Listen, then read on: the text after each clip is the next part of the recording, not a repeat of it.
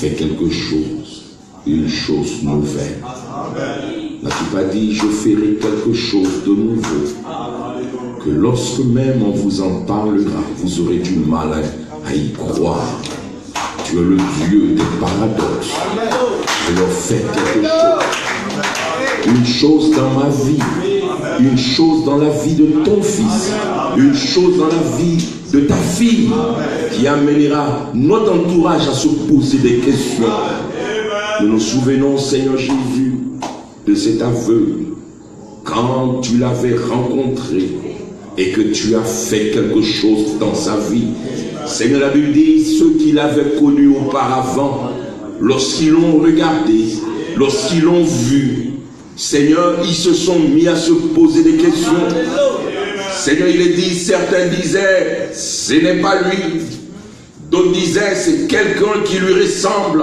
Mais lui-même disait, c'est moi. Parce que Seigneur, tu étais passé par là et quelque chose de nouveau avait eu lieu. Cet homme qui était aveugle avait trouvé la vue. Il a dit, j'étais aveugle, mais maintenant je vois. Parce que Jésus, tu l'as rencontré. Tu ne peux pas laisser une personne comme elle était après l'avoir rencontrée. Ce soir, nous voulons que tu nous rencontres. Deviens cette réalité de la vie. Deviens cette réalité vivante qui, Seigneur Jésus, tiendra bon, quelles que soient les situations. Nous savons que notre âme tiendra en Jésus. Nous sommes là pour toi, éternel. Regarde de plus en plus, Seigneur Jésus, nous nous contentons d'une petite excitation cérébrale, mais nous n'en voulons plus. Nous voulons le Dieu réel, le Dieu original, le Dieu authentique, le Dieu qui a la vie, le Dieu qui est le Zoé lui-même. Paul disait, je l'ai connu dans la puissance de sa résurrection. Seigneur, sa vie a basculé. Il ne connaissait plus ce Dieu-là par la théorie. Il le connaissait par la réalité. Seigneur, nous voulons de ce Dieu. Nous voulons marcher avec ce Dieu. Il est dit, Enoch marcha avec Dieu. C'était une réalité. Père, nous sommes ici ce soir pour avoir cette expérience. Voudrais-tu venir au milieu de nous, Seigneur? Tu as dit le monde n'allait plus te voir. Mais nous qui avons cru en toi, qui avons cru dans la parole de promesse, nous allons te voir. Tu as dit nous te verrons. Parce que tu vis, nous aussi nous allons vivre. Seigneur Jésus, nous voulons ce soir être les bénéficiaires de cette promesse. Viens parmi nous. Prends ce qui est humain, mets cela de côté. Nous ne voulons même pas qu'une seule petite pensée d'homme s'exprime. Nous ne voulons même pas qu'une seule réaction humaine s'exprime. Nous voulons seulement la divinité parmi nous. Nous voulons le Dieu du ciel parmi nous. Nous voulons le Dieu créateur parmi nous. Viens, Seigneur Jésus, et prends le contrôle de nous, de chacun de nous, Père. Nous sommes ici pour toi, éternel. Le temps est venu pour nous d'entendre ta voix, d'entendre ta parole. Seigneur, ferme nos bouches, ouvre nos cœurs, ouvre notre entendement. Puissions-nous recevoir la portion du ciel que tu nous as destiné pour ce soir. Nous sommes en tes mains. Toute la scène est à toi. Viens et entre en scène. Dans le nom de Jésus, nous le demandons. Amen. Amen. Je vous salue tous au nom du Seigneur Jésus. Nous allons prendre nos Bibles ce soir. Je vais parler d'un petit sujet. Nous allons prendre le livre de 2 Rois, le chapitre 4. Et je veux lire ici cette histoire de la Bible. Au verset 38.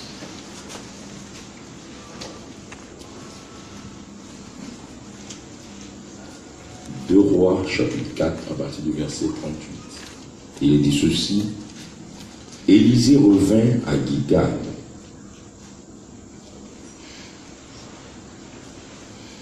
Et il y y avait une famine dans le pays. Comme les fils des prophètes étaient assis devant lui, il dit à son serviteur, « Mets le grand pot et fais cuire un potage pour les fils des prophètes. » L'un d'eux sortit dans les champs pour cueillir des herbes. Il trouva de la vigne sauvage et il y cueillit des coloquins sauvages, plein son vêtement. Quand il rentra, il les coupa en morceaux dans le pot où était le potage, car on ne les connaissait pas. On servit à manger à ces hommes, mais dès qu'il eut mangé du potage, ils s'écrièrent, « La mort est dans le pot, homme de Dieu !» Et ils ne purent manger. Élisée dit, « Prenez de la farine. » Il en jeta dans le pot et dit, « Sers à ces gens et qu'ils mangent. » Et il n'y avait plus rien de mauvais dans le pot. Amen. Que Dieu bénisse sa parole. Vous t'asseoir. Ce soir, je vais intituler ce petit sermon, « La mort est dans le pot ». Amen. Et c'est un frère, c'est un type qui parle de ce qui se passe aujourd'hui. Cette histoire que nous lisons ici avec Élisée. Frère, souvenez-vous, Élisée venait de quitter ces grands événements où Dieu avait ramené à la vie le fils de la femme sunamite, montrant qu'il est le Dieu qui ressuscite les morts, montrant qu'il est le Dieu qui tient à sa promesse et il ne faillit pas. Et dès qu'il a quitté cet événement où Dieu s'était réellement manifesté, la Bible déclare qu'il allait rendre visite à l'école des prophètes. Amen. Aujourd'hui, nous dirons, Élisée est parti rendre visite aux étudiants du séminaire théologique. Frère Branham dit, ces étudiants n'aimaient pas beaucoup Élisée. Parce que chaque fois qu'Élisée arrivait là-bas, frère, ça devenait compliqué pour eux. Ils n'étaient plus libres de faire ce qu'ils voulaient faire. Parce que la présence d'Élisée imposait la discipline. La présence d'Élisée mettait fin au n'importe quoi. La présence d'Élisée dans l'école les amenait à dire, nous sommes à l'étroit, on n'est plus libre de faire ce qu'on veut. Frère, parce que Élisée était un prophète authentique. Et chaque fois qu'il voyait le prophète authentique, frère, il savait que tout ce qui est condamné et condamnable par l'écriture, le prophète allait condamner cela. C'est pourquoi nous aimons la présence du prophète. S'il n'y a pas de prophète, il y a du libertinage. S'il n'y a pas de prophète, chacun fait ce qu'il veut. Et c'est pourquoi la Bible dit, sans révélation, mon peuple est sans frein. Or, la révélation vient par le prophète. Et s'il n'y a pas de prophète, il n'y a pas de révélation. Et s'il n'y a pas de révélation, chacun fait ce qu'il veut. Chacun agit comme bon lui semble, avec sa propre révélation. Mais quand le prophète est là, nous tous, nous alignons à la parole. Frère, s'il n'y a pas de prophète, vous êtes fichus. S'il n'y a pas de prophète, vous allez tomber dans l'idolâtrie. Souvenez-vous, lorsque Moïse n'était plus au milieu du peuple, ils sont tombés dans l'idolâtrie. Et quand le prophète n'est plus au milieu de l'église, l'église tombe dans l'idolâtrie. Et regardez si ce n'est pas ce qui est en train de se faire aujourd'hui, où les gens tombent dans l'idolâtrie, oubliant ce que Dieu leur a dit. Fixez les regards vers Christ. Mais ils tournent les regards vers autre chose, qui semble beaucoup plus beau, beaucoup plus attrayant. Et là, frère, la chose même qui était censée vous délivrer devient un piège pour vous. Restez avec le prophète. Quand nous disons le prophète, ne voyez pas frère Branham. Il est parti. Mais la parole est ici. Et le prophète, c'est la parole. Je peux dire ça, frère. Frère était un prophète. Mais Christ est le prophète. La Bible étant monté au ciel, il a fait les uns comme apôtres, les autres comme prophètes. Parce que le prophète, c'est Jésus lui-même. L'apôtre, c'est Jésus lui-même. Le pasteur, c'est Jésus lui-même. Le docteur, c'est Jésus lui-même. Mais étant plein d'attributs, il prend son attribut et il le met dans un autre corps. Il prend un de ses attributs et il le met ici. Il fait les uns et les autres comme. Restez avec la parole. Et l'école des prophètes n'aimait pas Élisée. Oh, c'était un trou de fête. Ils dérangeaient leurs affaires, ils dérangeaient leur kermesse, ils dérangeaient leur partie de pique-nique, ils dérangeaient leur partie à la plage. Quand le prophète était là, frère, il n'avait plus cette liberté. Nous voulons que le prophète reste avec nous. Tant que le prophète restera là, l'église va s'aligner. Madame dit, vous ne pouvez pas accepter le mensonge à moins que vous ayez rejeté la vérité. Et quand vous rejetez la vérité, alors vous tombez dans le mensonge. Et la vérité, c'est le prophète, c'est la parole, c'est Christ lui-même. Pour pouvoir accepter le mensonge, vous devez rejeter la vérité. Et aujourd'hui, beaucoup sont en train de rejeter la chose même que Dieu leur a envoyée pour leur salut. Ils n'aiment pas le prophète. On leur dit, le prophète a dit ceci, vous aussi, vous êtes trop collés au prophète. Vous-même, vous dites quoi? Nous n'avons rien à dire. Quand la bouche est là, frère, les oreilles ne parlent pas. Nous écoutons et nous répétons ce que le prophète a dit. Si vous voulez rentrer au ciel, restez avec ce que le prophète a dit. Que cela fasse plaisir ou non, restez avec le prophète. Mais ces étudiants en théologie, oh frère, il n'aimait pas trop Élisée. Souvenez-vous, il y avait la double portion d'Élie. C'était Élie en deux. Amen. C'était Élie dans le double. Et il était au milieu d'eux. Et la Bible dit, en ce temps-là, il y avait la famine. Et ils se sont retrouvés en face du prophète. Parce que c'était à lui de les nourrir. Pas à quelqu'un d'autre. La Bible, au temps de la fin, il viendra là une famine. Pas la famine de pain, mais la famine de la parole. Écoutez la parole de Dieu. Regardez combien de fois les gens manquent. Ils soupirent. Où est-ce qu'ils vont entendre un vrai sermon de la parole? Où est-ce qu'ils vont entendre une vraie prédication de l'évangile?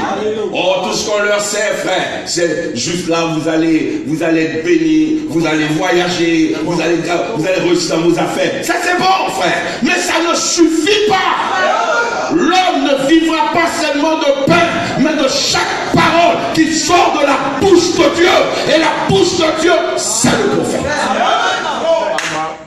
Une famine dans le pays. Mais Élisée était là. Oh, je suis content, frère. Il y a une famine qui frappe le monde, mais Élie est là. Amen. Il y a une famine qui frappe nos églises, mais il y a quelqu'un à qui on a dit, emmagasine la nourriture. Nous avons un Joseph. Nous avons quelqu'un qui a la parole de Dieu. Frère, alors la famine ne viendra pas à nous parce que nous avons de la nourriture qui est stockée. De la vraie nourriture qui est stockée. Si aujourd'hui quelqu'un meurt de faim, c'est son problème. Si quelqu'un tombe raide mort parce qu'il est affamé, c'est lui-même qui est responsable. Parce que là où il y a la nourriture, vous savez cela. Cette nourriture a été emmagasinée dans les bandes et dans les brochures. Chacun peut manger à satiété. Aujourd'hui, les gens ne veulent pas manger. Oh non, ils préfèrent. Vous savez, il y a des gens qui ont cette maladie-là, je ne sais pas comment on l'appelle. Ils refusent de s'alimenter. Anorexie. On en a beaucoup aujourd'hui. Se nourrir, s'alimenter, avoir des vitamines grossies, ils n'en veulent pas. Frère, ils préfèrent les Facebook. Mais ce n'est pas une bonne nourriture, c'est du poison. Ça empoisonne vos esprits. Le matin, quand vous vous levez, lisez le prophète, lisez votre Bible. C'est de la bonne vitamine, de la vitamine qui fera que vous allez grossir. Et quand vous serez bien gros et gras, quand le vent va souffler, frère, ça ne va rien faire sur vous. vous tiendrez bon. Mais nos chrétiens sont devenus anorexiques. Un petit vent, vous allez pas, ils s'en vont. Un petit vent, ils vont se cogner contre le mur. Parce qu'ils sont trop légers. Emportés à tout vent de doctrine. Frère, mangez la parole. Nous avons un repas complet. Chaque vitamine de croissance est dedans. Protéines dedans, glucides dedans. Frère, toutes les vitamines que vous connaissez, c'est dans ce message. Ils sont venus s'asseoir devant le prophète. Alors le prophète leur a dit, il a dit à son serviteur, prends la grande marmite. Alléluia. Pas la petite marmite, parce qu'il y a la nourriture en abondance. Prends la grande marmite et prépare un potage et sert à ses étudiants, ceux qui veulent apprendre. Alors que le serviteur qui a reçu l'instruction, l'auxiliaire, avait commencé à préparer le potage, à mettre tout ce qu'il fallait mettre, à prendre la citation qu'il fallait prendre, à prendre ce que le prophète a dit, prends telle nourriture, prends telle et associe. Et il était en train de faire le potage, et il a préparé, il a placé dans la marmite. Au lieu d'attendre, la Bible dit un prédicateur, un fils de prophète, un étudiant en théologie. Frère, il avait un peu de démangeaison. La Bible s'est levé sans avoir consulté la parole. Il s'est levé et il allait au champ. La Bible dit qu'il cherchait des herbes. Mais regardez, frère, c'était un piètre prédicateur. Il est allé chercher des coloquettes sauvages qu'il a cueillis sur une vigne sauvage. Il cherchait des pois, mais il était incapable de faire la différence entre des pois et des coloquettes. Il était incapable. Frère, nous en avons beaucoup aujourd'hui qui rentrent dans des confusions extrêmes. Laissez la parole s'exprimer et s'interpréter elle-même. N'essayez pas de l'interpréter. Restez au pied du prophète. Quand Dieu dit que la lumière soit, qui connaissait la lumière? Qui avait déjà vu la lumière? Les gens pouvaient interpréter. La lumière, ça veut dire comme ça. La lumière, ça veut dire comme ceci. Mais Dieu a-t-il interprété? Non, il a laissé la chose. Parce que sa parole s'interprète lorsqu'elle se réalise. Ils ont pu dire la lumière, c'est comme une sorte de. C'est comme une sorte de. Et puis comme ça de. Chacun a donné son interprétation. Mais 800 ans après, que Dieu a dit que la lumière soit. Voici quelque chose de blanchâtre qui apparaît. Comme un petit bébé aux portes éternelles. Il commence à jouer la grande colonne de feu. Il commence à jouer aux portes là. Et c'était ça la lumière.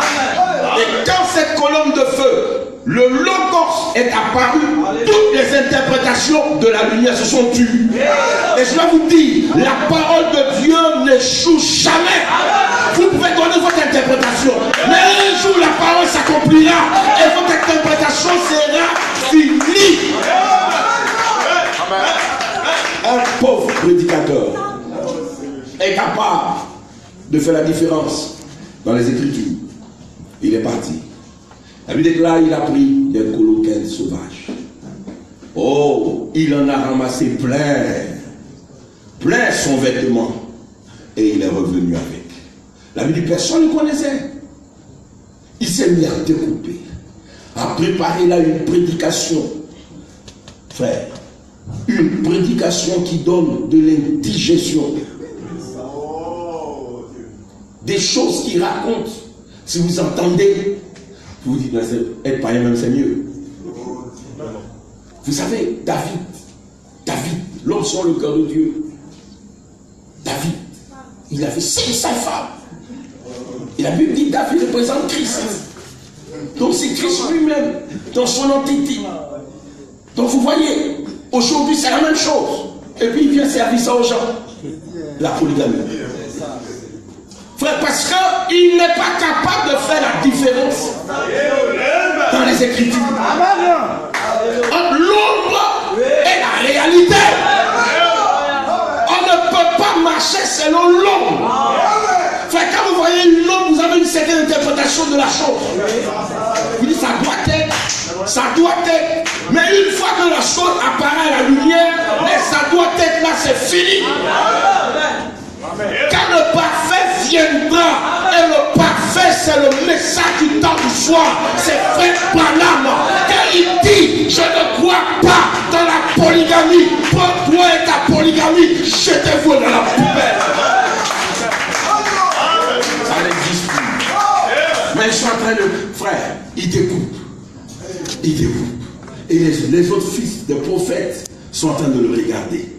Quelle révélation. Quelle cuisine. Et le prophète était là. Il y avait déjà un potage sur le feu. Il y avait déjà un potage sous le feu.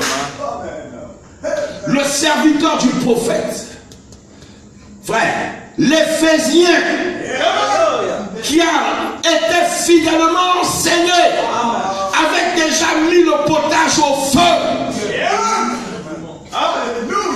N'ajoute rien, ne retranche rien. Dis ce que le prophète a dit. Fais ce que le prophète a fait. Crois comme le prophète a cru. C'était déjà en train de bouillir. Le Saint-Esprit était en train de faire cuire la chose. Il fallait juste attendre. Ne dévancez pas Dieu dans sa promesse. Sa promesse s'accomplira certainement. Il n'a pas besoin de votre aide. Ne l'aidez pas. Dieu n'a pas besoin d'une aide. Si vous voulez faire quelque chose pour lui, croyez le point final. Crois et attends. Crois et attends. Le potage est en train de faire plus. Il est en ébullition. Attends. Mais lui, il a dit non, j'ai une révélation. J'ai senti, j'ai découvert. Frère, peu importe ta découverte, reste tranquille. Le potage est au feu. Il a dit non, il faut qu'on précipite la venue de Jésus. Ne précipitez rien. Il dit non, il faut qu'on précipite la persécution. Ça va venir. Laissez les prêtres catholiques en paix. Ils vont, les pasteurs, ils font des mauvaises choses pour amener le gouvernement à prendre. Vous n'avez pas besoin de ça. Dieu ne vous a pas demandé de l'aider. Il sait quel pion, quel bouton il doit actionner. Et puis les choses vont se mettre en place. C'est lui qui a actionné le bouton Hérode. Et puis Hérode est venu, il dit bon, on va faire recensement. Chose qu'on n'a jamais fait de toute la terre. Mais pour son idée de recensement, d'où c'est venu? Parce qu'il y avait une écriture qui disait que le Messie, Christ, devait naître à Bethléem. Alors il fallait ramener ses parents à Bethléem, en Judée. Frère, Joseph n'a pas aimé. Il dit mais pourquoi c'est maintenant là? Alors que Marie est presque à terre, pourquoi il est mauvais? Mais c'était Dieu qui avait actionné. Il est au contrôle de toutes choses. N'essayez pas de mettre vos idées dans son plan. Restez tranquille. Mais celui-là, oh non, frère, il découpait en petit D, en petit U. Il découpe. Il est coloqué sauvage. C'était sauvage. C'était de la nourriture sauvage. Et ce que vous mangez, c'est ce que vous devenez. Il a bien découpé. Et tout le monde le regardait. Frère, quand il a fini de découper, il a jeté ça dans le potage. Personne n'a dit mot. Personne. Même le prophète s'est tué. Parce que quand le prophète vous parle, vous devez faire ce qu'il vous a dit. Il ne va pas se battre. Si ce qu'il a dit vient de Dieu, Dieu lui-même va confirmer. Il a jeté ça dans le potage. Il a jeté et Élisée l'a seulement regardé. Ça n'a rien dit. Il a commencé à tourner. Vous savez ça là, j'ai prié toute la nuit pour avoir cette révélation. J'ai fait un jeûne de 21 jours. Frère, quand il a bien fait mijoter, il a commencé à servir. Il a servi, il a servi. La Bible, ils ont reçu une assiette bien pleine. Une assiette bien pleine, remplie de théories humaines, remplie de théologie, remplie de pensées d'hommes. Ils ont mis là, quand ils ont pris la première bouchée, ils ont crié, la mort est dans le port. Homme de Dieu, Amen. La mort est dans le port. Cette nourriture est infecte. On ne peut pas la manger. Vous ne pouvez pas nous servir du pentecôtisme. Vous ne pouvez pas nous servir du baptisme, de la dénomination. Mais il y a quelque chose qui était déjà au feu. Amen. Frère, aujourd'hui, regardez si la mort n'est pas dans le pot de beaucoup de gens. Il touche à des choses qui les tuent spirituellement. Quand on vient servir à l'église, donc vous savez, ne soyez pas extrémistes. Vous voyez, soyez équilibrés. Soyez équilibrés. C'est vrai, quelquefois, Dieu lui-même, quand il a créé l'homme, il lui donne des temps de détente. Quand vous lisez la Bible, le 7e jour, Dieu s'est reposé. Donc Dieu a eu un temps de détente. Donc l'homme, naturellement, doit aussi avoir un temps de détente. Donc quand vous sentez que la pression est trop, allez jouer au football. Allez jouer au scrabble. Allez à la piscine. C'est la mort qu'on vous sert. Il y a un prédicateur un jour qui me dit, frère, quand tu veux te détendre, tu fais quoi? Je dis, moi je ne comprends pas ta question. Il dit, non, tu sais, nous là, quand on est fatigué, après on va prêcher pendant longtemps et on veut relaxer, je vais jouer au... Il a dit quoi? Si c'est au handball ou bien au volleyball? Je ne me rappelle plus. J'ai dit, ah. J'ai dit, mais moi quand je suis fatigué, je vais prier. Amen. Et là aujourd'hui, ils sont fatigués, ils vont jouer au golf. Et puis ils n'ont pas honte. Ils jouent au golf, ils se mettent là en pantalon de golf, avec des tennis de golf, et puis ils prennent une photo, ils mettent ça sur WhatsApp. Moi, un prédicateur du message qui fait ça, je ne te donnerai jamais ma chair. Je ne te donnerai jamais ma chair, parce que ce sont des coloquins que tu vas donner à mes gens. Madame a dit un jour à Billy Paul. Il dit, Billy, si un jour je te surprends en jouer au bowling, je vais te chasser. Pas de la maison, je vais te chasser des États-Unis. Je vais te chasser de la terre. Vous voyez ce que le frère voulait lui dire? Tu vas quitter la terre même, sans même t'en rendre compte. Mais le prophète lui-même dit ça à son fils. Et vous voyez, on peut jouer au bowling, on peut jouer à Wally, on peut jouer au volleyball. Il y a même là l'équipe, le FC Tabernacle. La mort est dans le port. Quand vous voyez ça, c'est le monde qui est entré. C'est le péché qui est entré. Aujourd'hui, les barrières sont tombées. Le christianisme pur n'existe plus. On a laissé les boucs entrer au milieu des brebis. Et leur mauvaise odeur puante a contaminé l'église. Le péché est entré, l'iniquité est entrée, et les gens vivent une vie si immorale. Vous demandez même s'ils pensent que Jésus vient. Oh Dieu. Frère, la mort est partout. Ils vont les parties d'ensemble. Ils sont chrétiens. Ils vont en boîte de nuit, ils dansent, et puis dimanche ils viennent chanter à la chorale. Frère, la mort est entrée. Le péché est entré. La mondanité est entrée. L'iniquité est entrée. Même l'accoutrement même de nos croyants. Enfin, vous ne pouvez même pas savoir qu'ils sont croyants. Oh non, ces choses-là s'étaient passées. Il ne faut plus prêcher, moi je vais prêcher ça, frère. Je vais prêcher ça. C'est parce qu'on n'en parle plus que vous devenez ce que vous êtes. Tout le monde veut rentrer là-bas dans les nuées, dans les nuées, dans les nuées. On peut commencer là-bas par la terre. Amen. Jésus a dit à Nicodème, loi. Tu ne connais pas ces choses-là. Et quand on dit ces choses-là, c'est comment vivre correctement, comment s'habiller correctement. Il dit, si tu ne veux pas connaître ces choses-là, ce n'est pas les choses dans la gêne que tu vas connaître. Les gens ne connaissent même plus leur ABC. Ils ne pratiquent même plus leur ABC. Vous voyez les chrétiens sortir des badons, ils sont achetés pain. Et puis avec le gros ventre là, ils sont là, ils marchent. Eh bien ça, ils vont acheter du pain. C'est ce que nous avons aujourd'hui. Et ça ne dérange personne. Parce qu'on a cru une certaine doctrine. Parce qu'on a cru un certain message. On a reçu là un potage infecté. On dit non, il n'y a pas de problème, frère. C'est l'âme qui compte, c'est l'âme qui compte, c'est l'âme qui compte. Mais ce que tu es dedans, là, c'est ce qui est dehors. Vous les voyez en pilote des vieux monsieur poilus. Très clair. Ils sont en pilote des machines dehors. Et puis voilà, c'est ça. Oh, ça, il ne faut pas être scandalisé. Hein. Tout le monde est déjà sauvé.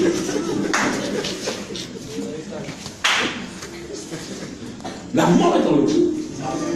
La mort est dans le pot. Quand vous regardez aujourd'hui la vie des croyants du Messie, vous avez honte. Des mariés qui vivent impurement, des jeunes filles qui vivent impurement, des jeunes garçons qui vivent dans la saleté. On dit non, ça là, c'est le message de Luther. Le frère Branham dit, la question et réponse. Il dit le message que nous avons reçu n'est pas différent de Luther. Il n'est pas différent de Wesley. Il n'est pas différent de la Pentecôte. Il dit la seule différence, ce sont les choses qui ont été ajoutées. Ce message vous justifie. Ce message vous sanctifie. Ce message vous donne le Saint-Esprit. Mon vieux, le message, c'est un potage infect. Des colocales sauvages. Et nos chrétiens aujourd'hui sont devenus faibles. Quand vous mangez une nourriture infecte, ça vous affaiblit. Voici toujours la bonne toilette. C'est vrai, frère. Et tous les médecins le savent. Quelqu'un qui fait 2 heures, 3 heures de toilette, frère, mettez un brancard. Parce qu'il a perdu toutes ses forces. Une nourriture infecte. Quelqu'un qui peut dire à un fidèle frère, ne sois pas scandalisé parce qu'il est en train de regarder le football. Son fidèle a tout en train de regarder Manchester United. Et il dit à son frère, il ne faut pas être scandalisé, on se sanctifie. Frère, c'est la mort qui est entrée. Le péché est entré. L'iniquité est entrée. Des choses qu'on ne faisait pas avant sont venues et se sont installées. Nous mentons. Enfin, ça ne nous dit rien du tout. Nous vivons comme si nous étions des adeptes de l'enfer. Et ça ne nous dit rien.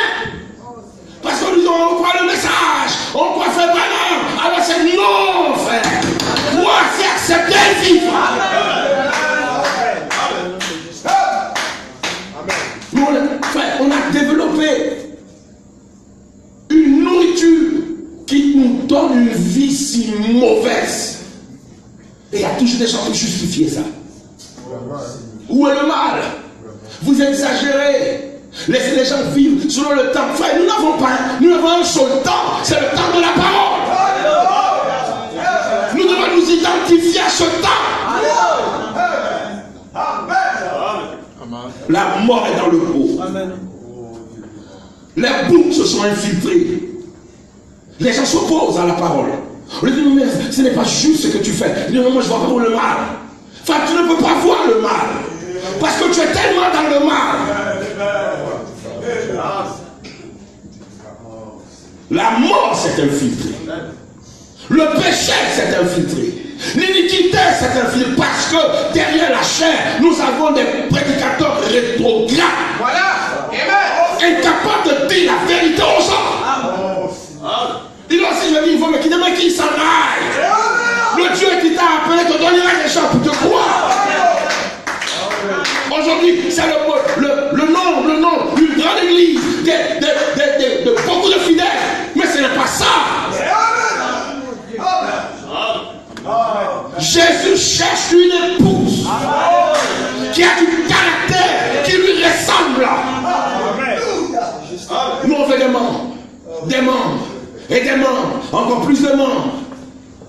Cette année, on a eu combien de morts? C'est pas ça la chose importante. Cette année, combien de naissances nouvelles avons-nous eu dans l'église? Combien de chants, combien de sœurs, combien de frères sont nés de nouveau? C'est ça la question qu'on doit se poser. Mon frère, c'est pas important. Il faut amener les gens, amener les gens. Parce que vous regardez seulement le portefeuille. Yes! Regardez leur cœur.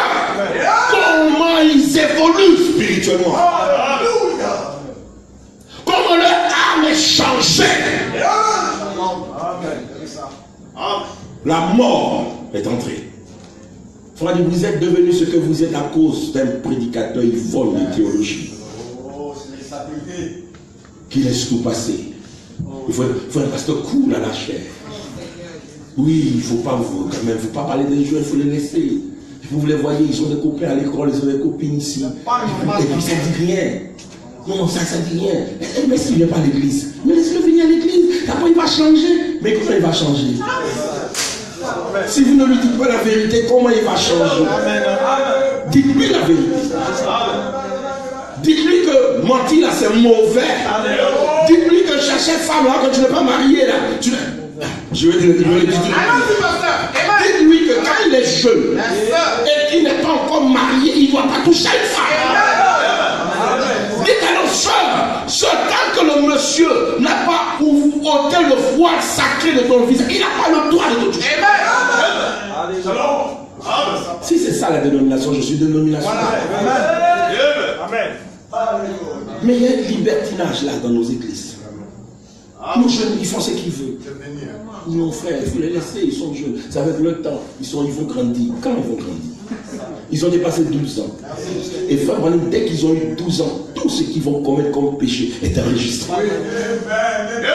Vous l'attendez qu'ils aient 22 ans. De 12 à 20, ça fait 10 ans de péché. Enregistré. La mort est dans le pot. La faiblesse de la chair a entraîné la faiblesse des croyants. Au moins, il faut que nous le disions, frère. Il faut nous parler des mystères. C'est le grand mystère que je vous dis. Le plus grand mystère, c'est la vie. Faites de votre vie un mystère, un paradoxe. Frère, quand quelqu'un est changé, il dit c'est le plus grand paradoxe. Il quitte là les ténèbres et il vient à la lumière. Il devient lui-même la lumière. Frère, la mort est dans le pot. Alléluia. Quand Élie a entendu que la mort était là, cette nourriture était un fait, il leur a dit restez tranquille. Alléluia.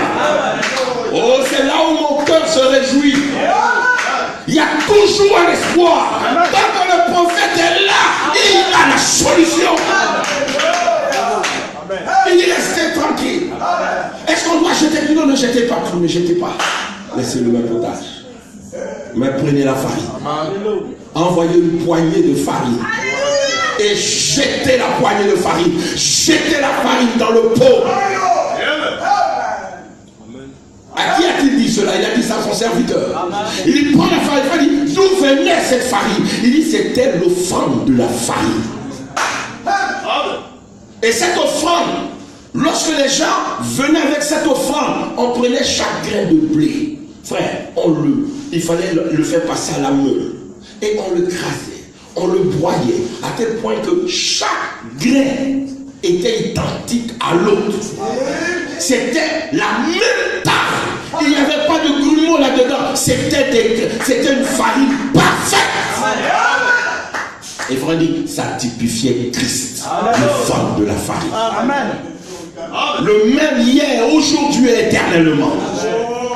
Prenez Christ, prenez l'onction, prenez la parole ouette, jetez-la dans votre pot.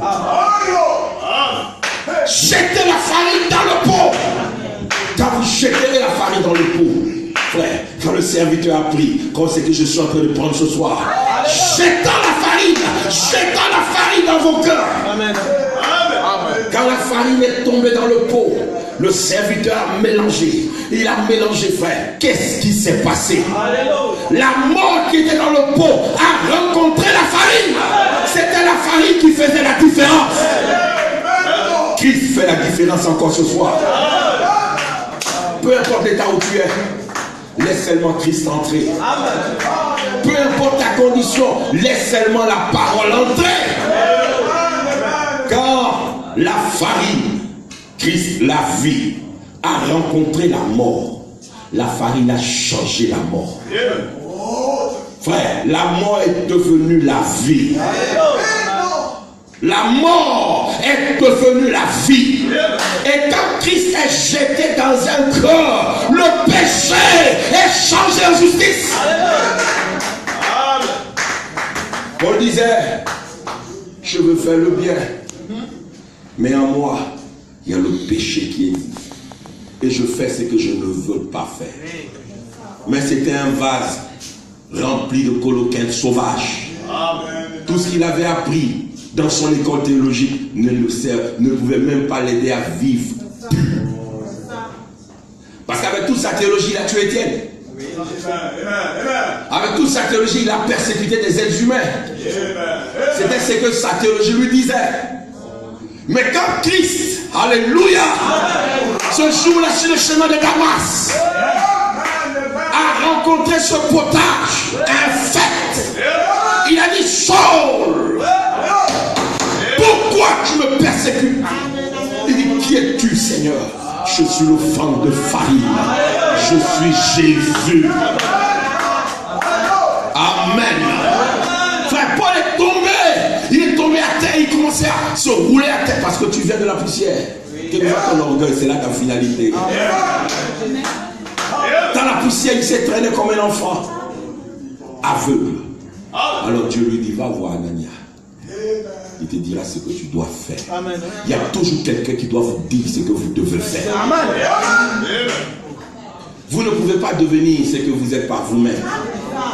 Madame dit, on ne naît pas adulte. On est bébé et on devient adulte. Il y en a aujourd'hui, il y en a qui naissent adultes avec des dents. Ils connaissent tout. Des dini banani. Non, vous naissez enfant. Et tout celui qui est né enfant, il a besoin d'un guide. Il a besoin de quelqu'un pour lui apprendre à faire ses premiers pas, à dire ses premiers mots. Parce que ce n'est pas vous-même qui allez parler. C'est quelqu'un qui sera toujours devant et dit, maman, dis maman. Et à chaque fois qu'on va dans ton esprit, ça va s'exprimer. Je dis maman. Mais c'est quelqu'un qui t'a appris. Moi, j'ai pas besoin qu'on m'enseigne. J'ai pas besoin qu'on m'enseigne. Si quelqu'un ne te dit pas, dis frère, tu vas dire comment? Si quelqu'un ne te dit pas, dis papa, comment tu vas dire? On dit, ce sont des pauvres justes. Ils n'ont besoin de rien. Ils font les je connais tout. Mais c'est la mort. Frère, vous avez besoin de commencer quelque part. Amen. Avant d'arriver quelque part. Amen. Paul, va voir Anania, il te dira ce que tu dois faire. Frère, regardez, quand Christ est rentré dans le cœur de Paul, il a changé. Il n'était plus le même. D'ailleurs, même son nom a changé. Ce n'était plus Saul, c'était Paul. Frère, nous avons besoin de rencontrer cette farine. Quand vous le rencontrez, c'est alors que le changement se fait. Quand vous le rencontrez, l'appétit du monde disparaît. Quand vous le rencontrez, l'appétit pour la bière disparaît. Il y en a qui ne repas, il y en a qui boivent. Il y en a encore qui touchent à la bière. Il y en a qui touchent au vin. Ils disent non, mais c'est pour l'estomac. Enfonce le coup de pasteur. Ou bien c'est pour juste réguler le taux sanguin. Comme si Dieu qui vous a créé vous a dit que c'est le vin qu'il faut réguler votre taux sanguin. Non, c'est le médecin qui a dit. Vous voyez, le médecin lui-même, il ne fait pas ça. Il sait ce que cette chose-là, ça intoxique, il le sait. Lui, il mange fruits. Il prend beaucoup de légumes. Parce qu'il sait que c'est dans ça que Dieu a mis la réalité. Il vous dit, prenez un vin à table, fin de table, ça vous intoxique. Quand vous quittez de la table, là, vous battez votre femme, vous la tabassez. Là, vos yeux ont tourné. Frère, un chrétien ne boit pas. Si un chrétien boit, il est en train de manger des coloquins sauvages. Et si il mange des coloquins sauvages, ça va les rendre sauvages. Voyez. Mais Paul, la farine, l'offrande de farine avait rencontré Saul. Ça l'a changé. Cet homme persécuteur, frère, quand la farine a été mélangée à son cœur, il est sorti. Oh, moi, je vais achever dans ma chair le reste des souffrances de Christ. Amen.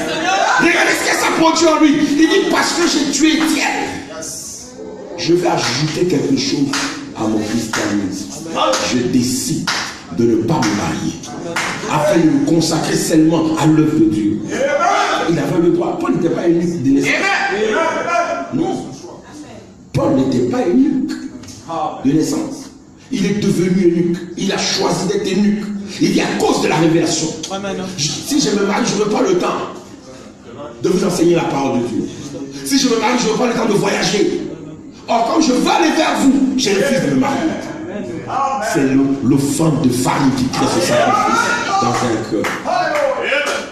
Frère, nous avons besoin d'entrer en contact avec cette farine. Oui, frère. Quand Zachée est rentré en contact avec la farine, ça l'a changé.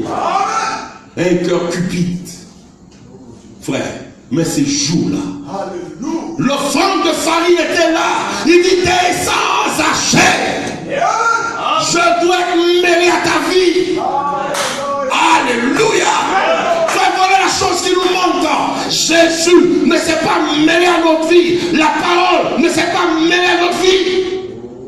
C'est quoi nous sommes, c'est que nous sommes. Plein d'orgueil, fanfaron, hautain, méchant, plein de vanité.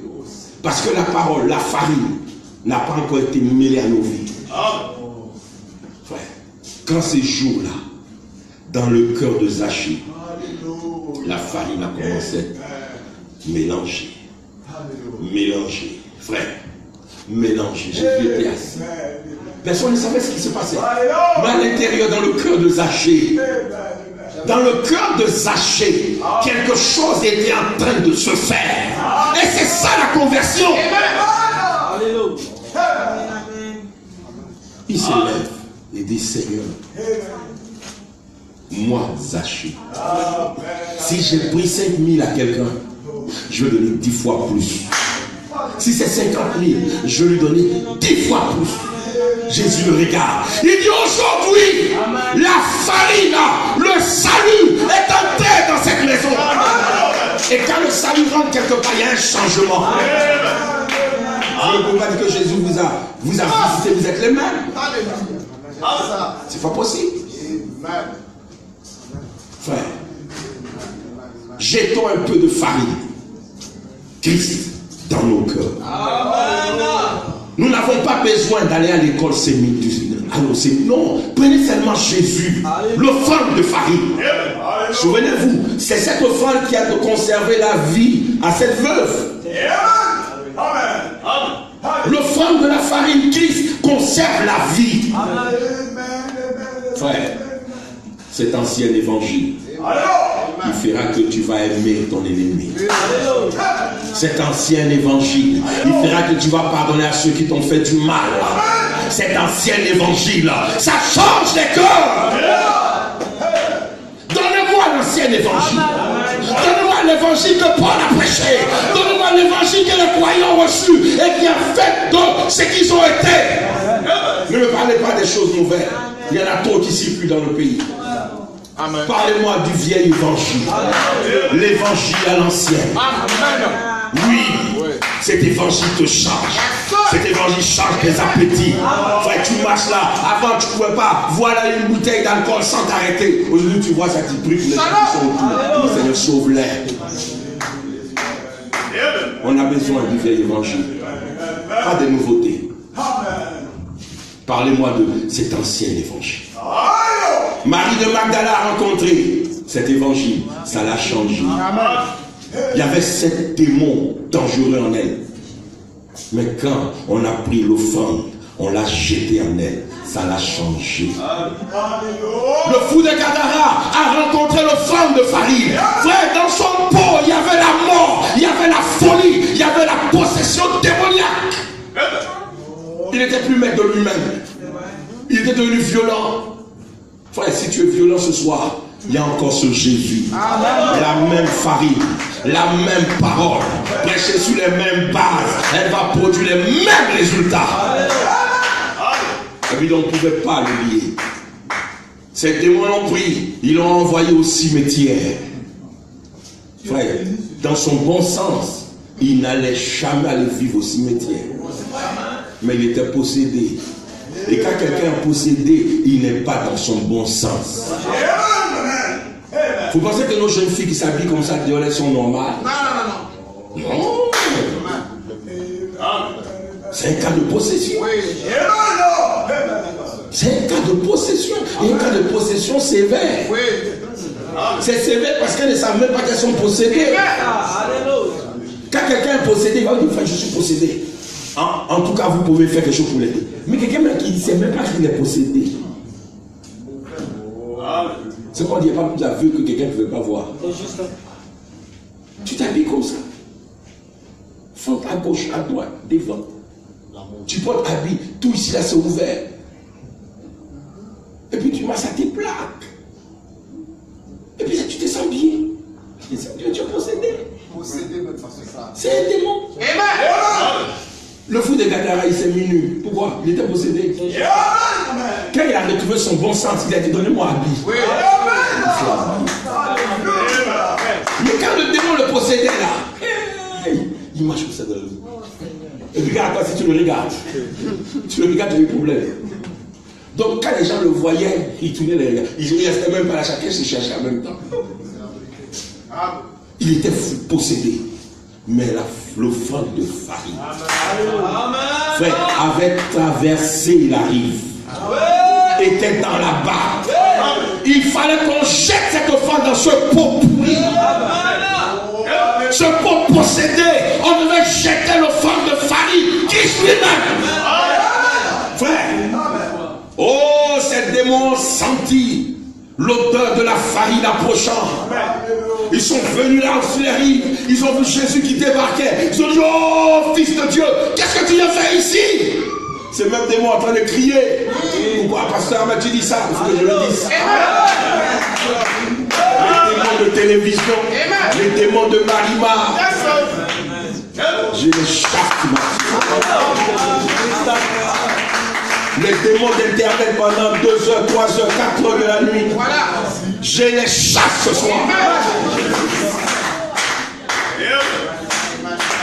Il dit, mais pourquoi viens-tu ici? Pourquoi viens-tu nous? Tu viens pour nous faire périr avant l'heure. Ils savent qu'ils vont périr. Mais avant, il faut d'abord faire le mal. Oh, laissez-moi vous dire, vous n'êtes pas créé pour que le diable fasse de vous un terrain de jeu. Non. Jésus est là. On m'a dit, mon ministère était déclaré qu'il est ici. Et Jésus est ici. Il est là dans sa plénitude. Le Fils de l'homme, Christ lui-même. Regardez, c'est sa présence qui a un effet sur nous. Ceux qui n'ont pas cet effet-là, qui ne ressentent pas cet effet, ils ne seront jamais changés. C'est sa présence surnaturelle au milieu des saints qui influence nos vies. Une fois tu veux mentir, il vient. Tu sens 60. C'est moi qui ai fait. Une fois tu es bête, hein? Pourquoi tu as dit ça? Mais il est là. Il t'influence. Il te contrôle. Enfin, j'ai regardé une vidéo que les gens avaient prise dans un magasin. Et dans le rayon, il y a un article qui est tombé. La vidéo surveillance avait... L'article est tombé. Et il y avait une bonne dame à côté qui a vu la marchandise tomber. Elle a regardé, il n'y avait personne. Elle dit, mais comment elle a pensé? Elle a pris la marchandise. Elle l'a remis. Enfin, dès qu'elle a remis la marchandise, elle commence à tomber à terre, possédée. Un démon avait fait tomber ça, elle a touché. Elle s'est tirée. Un vrai démon. Il a fallu quelqu'un qui fait le maïkari bien tout. Il s'est mis, c'était en Chine. Il s'est mis comme ça, et puis il a fait devenir calme.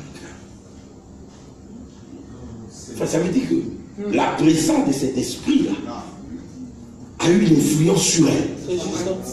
Maintenant, si un démon peut avoir une influence sur un être humain, qu'en est-il du Fils de Dieu lui-même, le grand Saint-Esprit qui est descendu?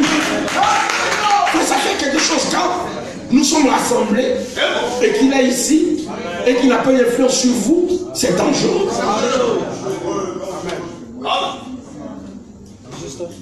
Il doit avoir une influence sur vous. Il doit produire quelque chose. Frère, cet homme, les démons ont su que Jésus venait. Quand il est arrivé, il a regardé dans ce pot trop de mauvaises choses. Un homme sauvage. Parce qu'il avait mangé des choses sauvages. Vous savez pourquoi il est devenu comme ça? Il a menti. Frère, madame dit, la première chose qu'il a faite, il a menti. Il a dit à sa femme, chérie, tu sais, aujourd'hui j'ai une réunion d'affaires qui va durer très tard. Il a menti. Quand il a menti, un démon l'a tué. Il est parti avec ses amis, ils sont allés boire. Quand il a pris, il a décapsulé, un démon est entré.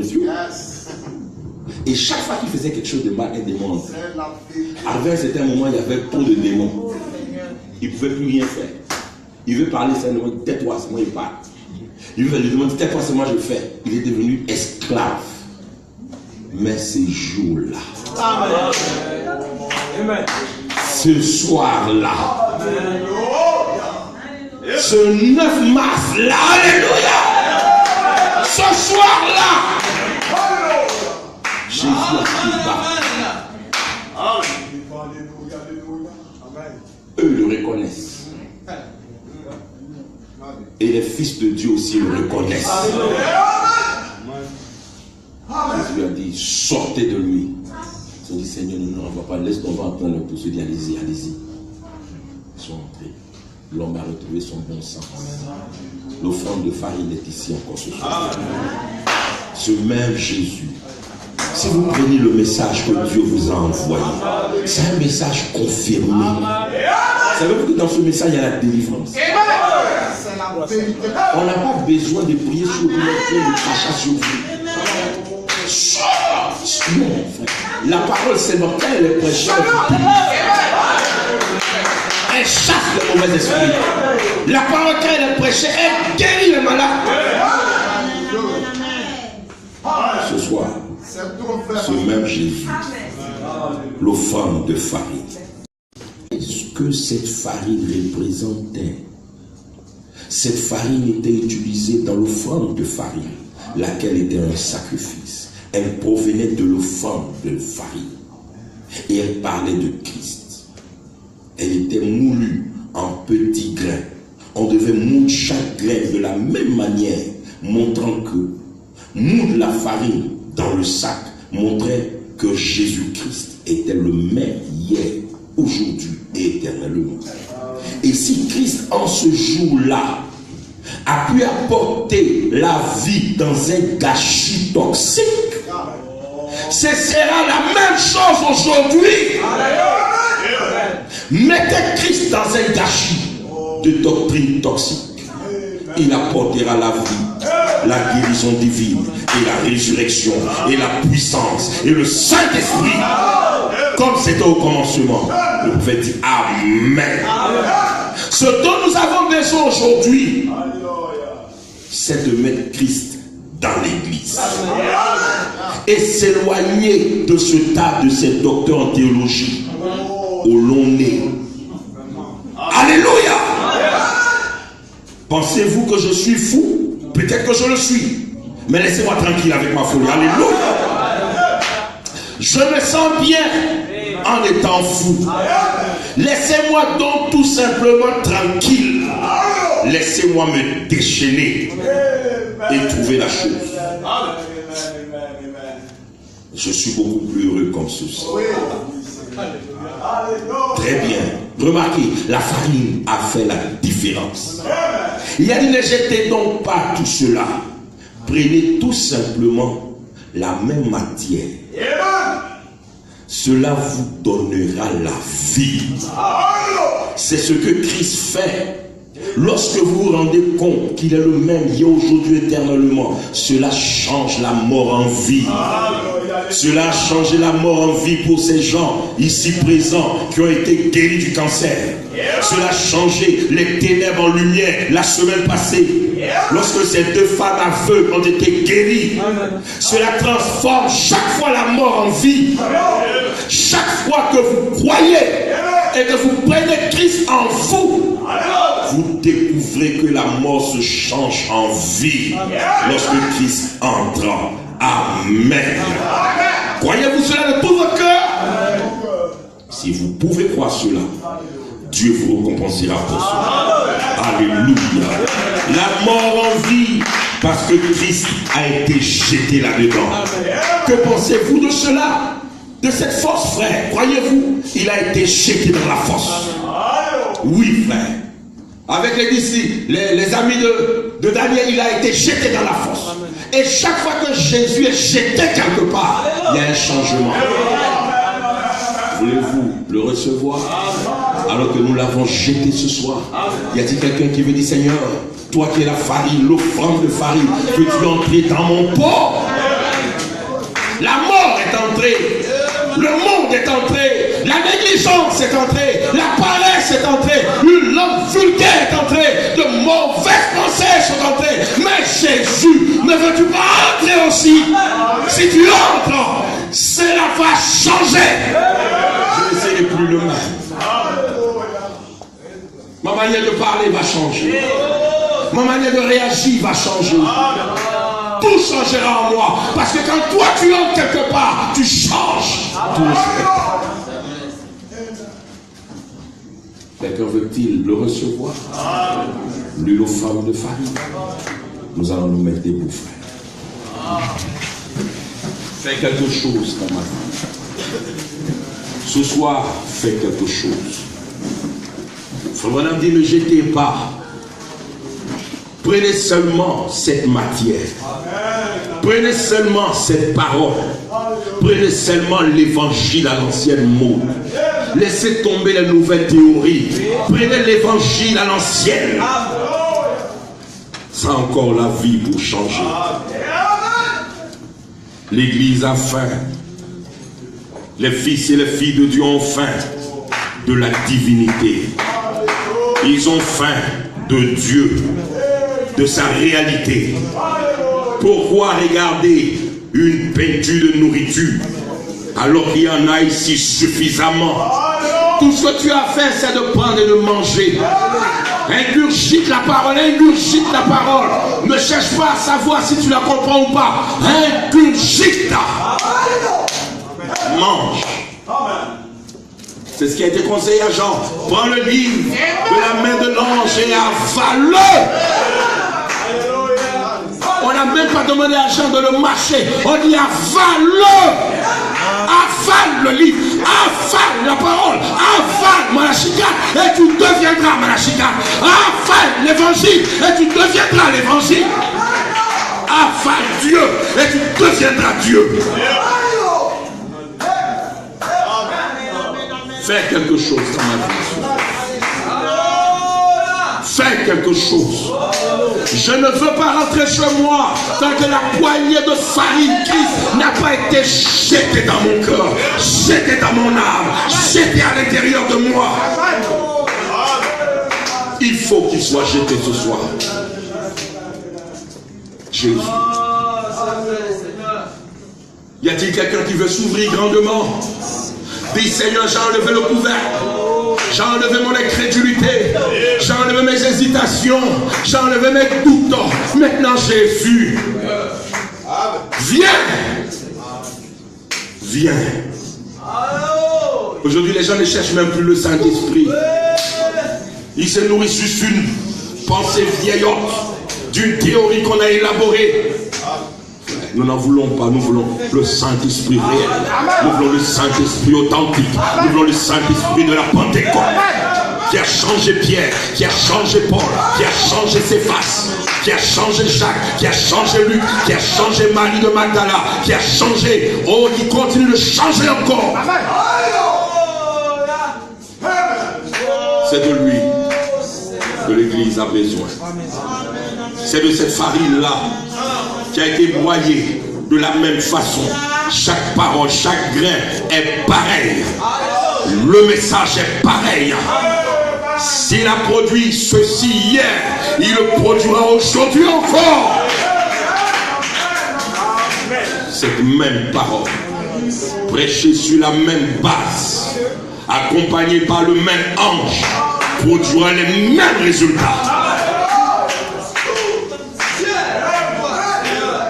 Fais quelque chose. Quelqu'un veut-il dire, fais quelque chose, Jésus? Regarde mon état, la mort est dans le pot. La mondanité est dans le pot. Le péché est dans le pot. La tiédeur est dans le pot. La négligence est dans le pot. Homme de Dieu, la mort est dans le pot. Mais madame dit, béni soit Dieu. Nous avons quelqu'un qui a reçu la toute portion. Nous avons un garçon au milieu de nous qui a reçu la toute portion et qui sait ce qu'il faut faire. Alléluia. Il y a quelqu'un qui peut allumer la lumière et chasser les ténèbres de ta vie. Ce soir, fais quelque chose en moi. Quelque chose.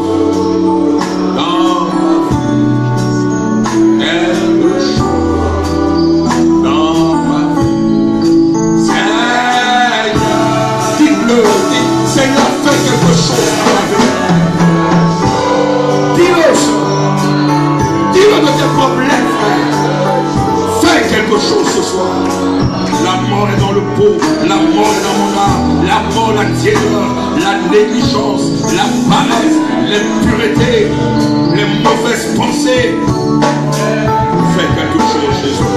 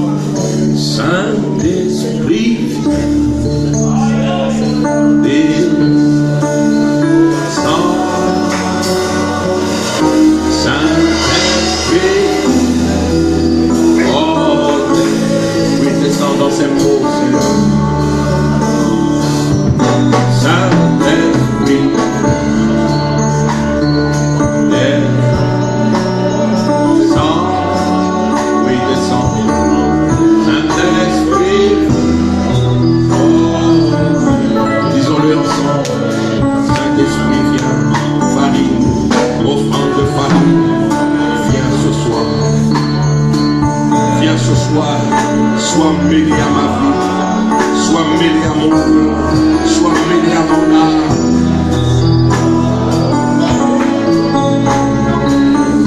Saint-Esprit, viens, Saint-Esprit, oh viens. Oui, descends, Saint-Esprit.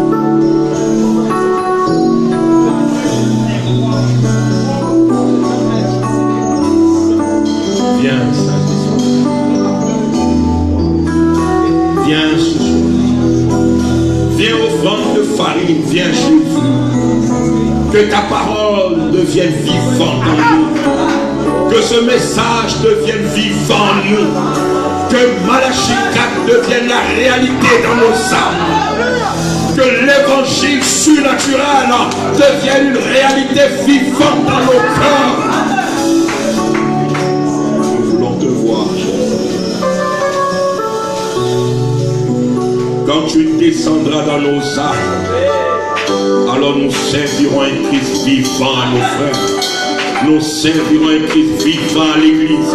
Nous servirons un Christ vivant à nos voisins. Oui, il a été dit au serviteur, après avoir jeté la farine dans le pot, on lui a dit, sers à ces jeunes gens. Père, viens et nous servirons un Christ ressuscité. Viens, Saint-Esprit. Viens ce soir. Viens, agneau de Dieu.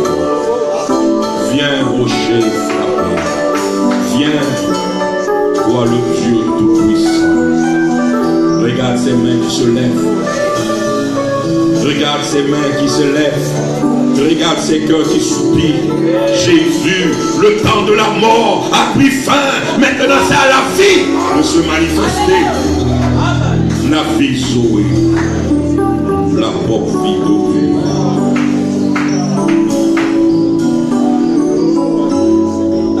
Saint-Esprit. Visite nos âmes. Oui, visite ce soir. Visite ce soir. Ne laisse laisse pas une pensée théologique régner sur nous. Nous ne voulons plus d'un Jésus pensé, nous voulons un Jésus vivant. Saint-Esprit, en tant que berger, serviteur de ce groupe, je jette la farine dans chaque cœur, je jette la farine dans chaque vie, je jette la farine dans chaque âme. J'envoie Christ, le ressuscité, dans chaque âme ici présente, dans le nom de Jésus.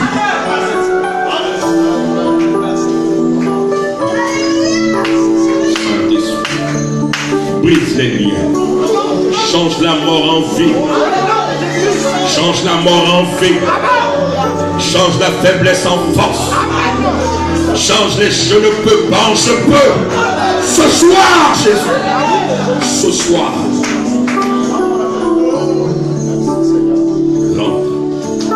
entre, Seigneur Jésus, fais ton entrée maintenant. Fais ton entrée dans ce potage. Sois mêlé au potage de nos vies. Sois mêlé au potage de nos âmes. Seigneur, nous t'offrirons alors des fruits dignes de l'évangile. Une vie digne de la parole. Une vie qui célébrera ta résurrection. Ce soir, viens. Viens encore une fois, comme au jour de la Pentecôte.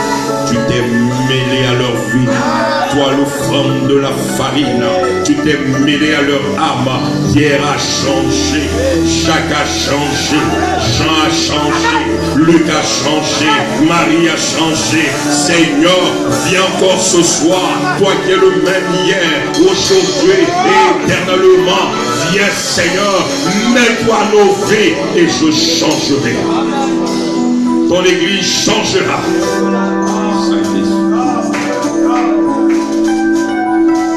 Fais-le encore une fois. Encore une fois, Jésus. Déverse-toi dans nous. Déverse-toi dans nous. Au nom de Jésus.